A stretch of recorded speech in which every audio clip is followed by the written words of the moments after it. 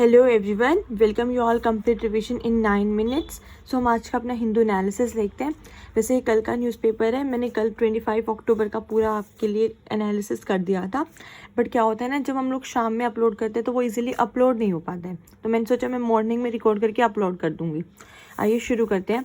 तो सबसे पहले हमारी कल न्यूज़ थी, Bhutan and China make progress in border talks. Basically क्या हो रहा है कि जो भूटान और चाइना है उनके थोड़ी क्लैशेस हो रहे थे, तो 25th राउंड ऑफ डिस्कशन अभी उनका टेक प्लेस हुआ है, क्योंकि चाइना जो है कुछ टेरिटरीज जो है क्लेम कर रहा था भूटान की अपनी साइड में। जैसे कि मैंने देखिए आपके लिए मैप बनाई, यहाँ भूटान है हमारा, तो जो भूटान का ये वाला एरिया जिसका नाम है साक्तेंग, ठीक है, या फिर मोलेस्टिंग, ठीक है, और भूटान में जो ये वाला है पेंगेंडा या फिर डोकलैम रीजन, ये वाला एरिया तो आपका सबसे इंपॉर्टेंट रीजन है, that is डोकलैम reason.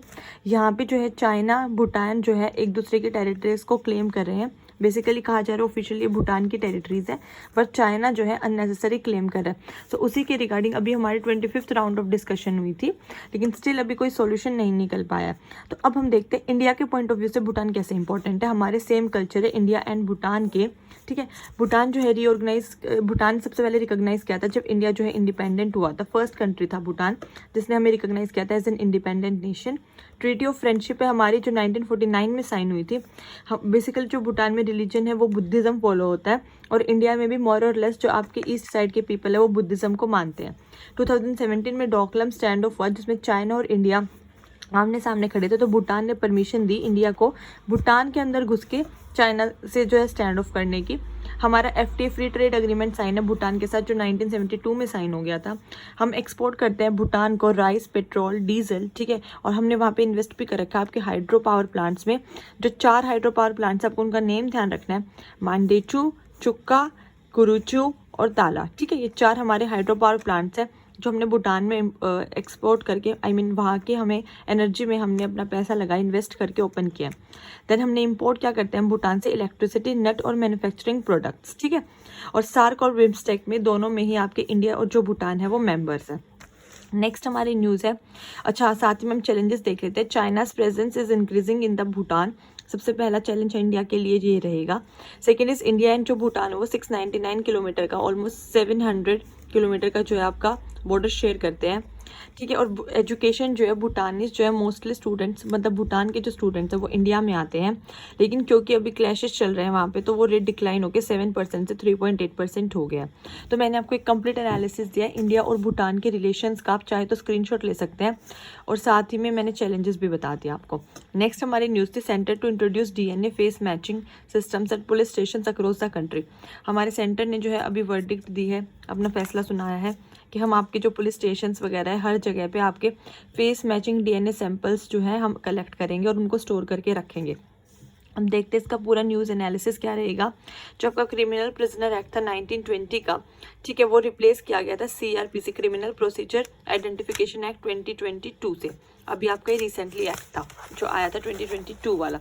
So basically आपका ये क्या कहता था, इसमें हम आई सैंपल्स कलेक्ट करेंगे, DNA सैंपल्स कलेक्ट करेंगे और इनको रिकॉर्ड करके रखेंगे 75 ईयर्स तक।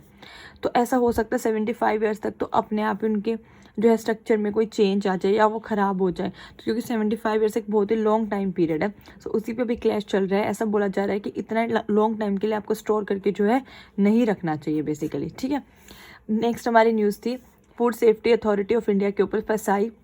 बेसिकली आपको जो फसाई है वो फॉर्म हुई थी 2006 के एक्ट से, ठीक है।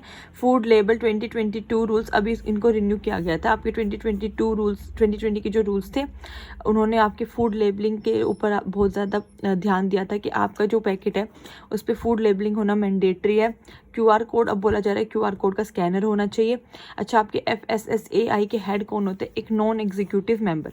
इसके रिगार्डिंग आपके UPSC ने क्वेश्चन भी पूछा था कि उनके हेड कौन होते हैं, नॉन एग्जीक्यूटिव पर्सन होते हैं, और it don't come under director general of health and service. आपको लगेगा ये food security authority of India है, food safety and security authority of India है, तो आपको लगेगा ये आती होगी director general of health services के अंदर, लेकिन ऐसा नहीं होता, it don't come under director general of health services, ठीक है।